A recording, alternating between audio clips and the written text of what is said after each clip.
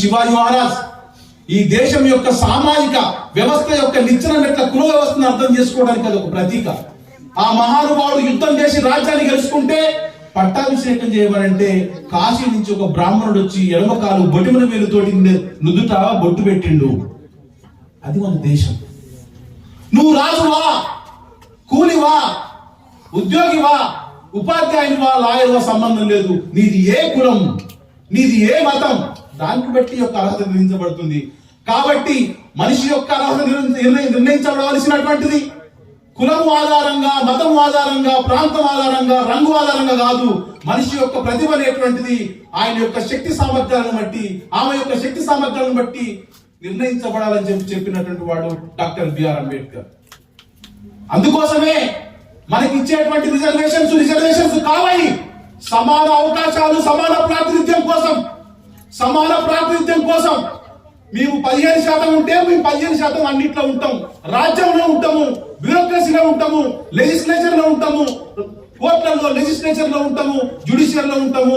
ప్రతి చోట ప్యూర్ కానించి మొదలు పెట్టుకుంటే పార్లమెంట్ వరకు కూడా మేము 15 ఉంటే మేము 15 ఉండవలసిందే. మేము గిరిజనులు 7.5% ఉంటే 7.5% ఉండవలసిందే.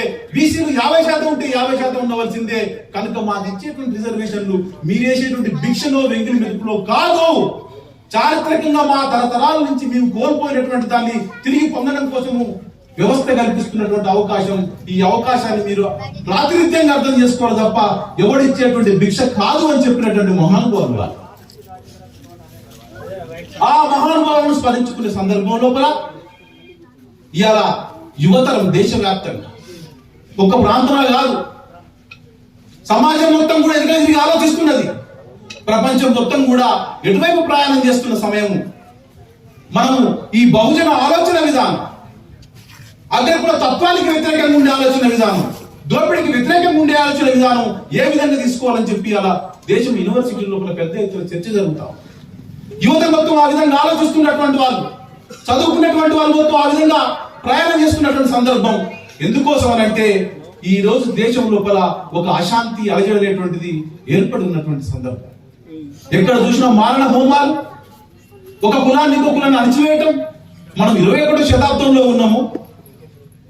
మనకన్నా ముందు 100 సంవత్సరాల ముందు మహాత్మా జ్యోతిరావు పూలే ఘోరాలకు నేరాలకు వ్యతిరేకంగా పోరాటం చేసిండో, ఓ 70 ఏళ్ల కింద 100 ఏళ్ల కింద అంబేద్కర్ ఎట్లా పోరాటం చేసిండో, ఒక 400 ఏళ్ల కింద సర్దార్ సర్వాయి పాపన్న సాహు మహారాజ్ ఎట్లా పోరాటం చేసిండో, శివాజీ మహారాజ్ ఎట్లా పోరాటం చేసిండో, 2500 ఏళ్ల కింద బుద్ధుడు ఏ విధంగా పోరాటం చేసిండో, చారువాకులు లోకాయులు ఎట్లా పోరాటం చేసిండ్రో, తిరిగి మళ్ళా మనం 2026లో కూడా అదే పోరాటం చేయవలసి రావడం ఎంత దౌర్భాగ్యం. ఒక మనిషిగా గుర్తించకుండా, ఒక మనిషిని ఒక అంటరాని వారిగా.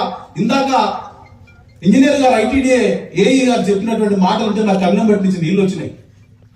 ఇదే గడిలో మా అమ్మ నాయన పనిచేస్తుండే అని చెప్పి బండి వెనక బండి కట్టి 16 బండ్లు కట్టి ఏ బండ్ల వస్తావు కొడుకు నైజాం సర్కల్ కూడా చుట్టుముట్టు సూర్యపేట నట నడుమ నల్లగొండ గోలుకొండ కిల్లా కింద నిన్ను గోరి గడతను కొడుకు అని చెప్పి పాటలు పాడి ఒక దొరతనానికి వ్యతిరేకంగా పోరాడిన చరిత్ర మన తెలంగాణ ప్రాంతానికి ఉంది. అటువంటి ఒక మహత్తరమైనటువంటి ఉజ్వలమైనటువంటి పోరాట చరిత్ర ఈ మానుకోట గడ్డకున్నది. పాపం మన తరాలు ఈ గడిల కింద, ఈ అణిచివేత కింద ఎంత నలిగిపోయినాయో ఎవడికి తెలియదు. అవి చరిత్ర లోపల రాయబడినటువంటి పేజీలు. ఒక ఆయన రాఘవరెడ్డి లాంటి వాళ్ళు ఉదారవాదమైనటువంటి భూస్వాములు ఉండొచ్చు, నేను కాదనను. కానీ దొరతనానికి వ్యతిరేకం జరిగినటువంటి పోరాటం. అదే విధంగా చూడాలి. ఈ రోజు అంబేద్కర్ ను అగ్ర కులాలు చూసినా, అంబేద్కర్ ను బీసీ కులాలు చూసినా ఆ విధంగా చూడాలి. ఎందుకనంటే వాళ్ళందరూ కూడా ఒకే ఒక నినాదంతో, ఒకే ఒక లక్ష్యంతో పనిచేసినారు. ఈ ప్రజలందరికీ స్వేచ్ఛ రావాలి, దోపిడీ నుంచి విముక్తి జరగాలి, కుల మత పీడన లేనటువంటి సమాజం రావాలి, ప్రజలందరూ ఆత్మగౌరవంతో జీవించాలి, నువ్వెంతో నేనంతా అనేటువంటి ఒక స్థాయి లోపల అందరూ సమానంగా ఉన్నప్పుడే ఈ సమాజం సుఖశాంతులతోటి భోగభాగ్యాలతో వర్ధిల్లుతుంది. ఎప్పటిదాకనైతే ఈ అసమానతలు నిచ్చెన మెట్ల కుల వ్యవస్థ లోపల ఉంటాయో, ఎప్పటిదాకనైతే ఒక మనిషిని ఇంకొక మనిషి అణిచివేయాలని చూస్తాడో, అప్పటి వరకు ఈ సమాజం దోపిడీకి గురవుతూనే ఉంటది. కనుక ఈ సమాజం లోపల ఈ రుగ్మతలు తొలగిపోవాలని పోరాటం చేసిండ్రు ఆ మహానుభావులు. వాళ్ళందరికీ చేతులెత్తి నేను నమస్కారం తెలియజేస్తా ఉన్నా.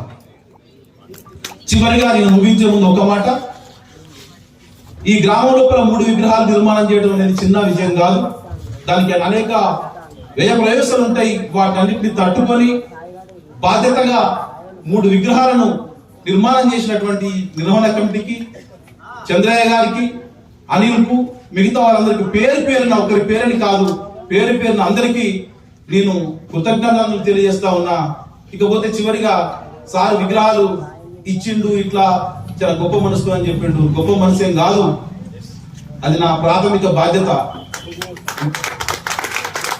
నేను 1000 కరపత్రాలు ప్రింట్ చేయడం కోసం 2 రోజులు 3 రోజులు ఒక్కొక్కల కాడికి తిరిగి డబ్బులు అడుక్కొచ్చి కరపత్రాలు ప్రింట్ చేసిన 30 ఏళ్ల కింద.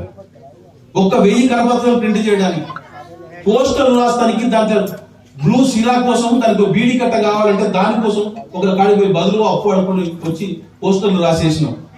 ఆర్గనైజర్స్ సమాజం కోసం పనిచేసే వాళ్లకు ఎంత ఇబ్బంది ఉంటుందో తెలుసు. నేను కష్టపడుతున్నా, నాకు నేను ఇవ్వగలిగే పరిస్థితులు ఉన్నా, నాకు ఇబ్బంది ఉన్నా, నా తక్కువ పక్కన సహాయం తీసుకుంటా, ఖచ్చితంగా ముందుకు పోండి అని చెప్పినా. నా దృష్టిలో విగ్రహాలు అంటే విగ్రహాలు సైలెంట్ ఉండవు, విగ్రహాలు సైలెన్స్ ఉండవు. నిరంతరం విగ్రహాలు మాట్లాడుతూ ఉంటాయి, నిరంతరం విగ్రహాలు చూస్తూ ఉంటాయి మనుషులకే. పై ఉన్నటువంటి దేవుడు చూస్తాడని మనం భయపడుతుంటాం కదా.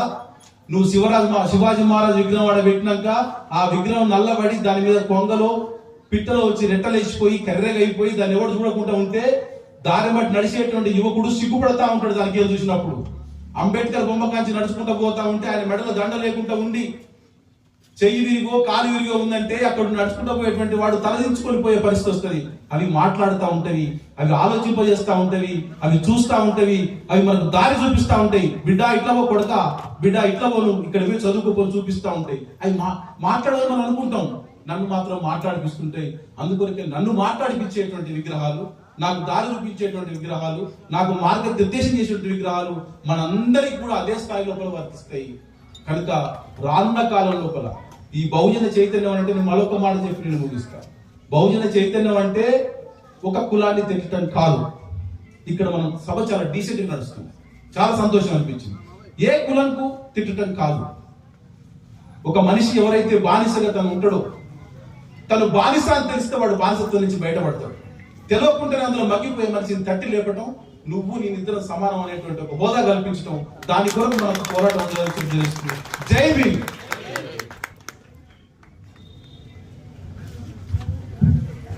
ధన్యవాదాలు లాయర్ గారు, చాలా మంచి సందేశం ఇచ్చారు. నిజంగా మీ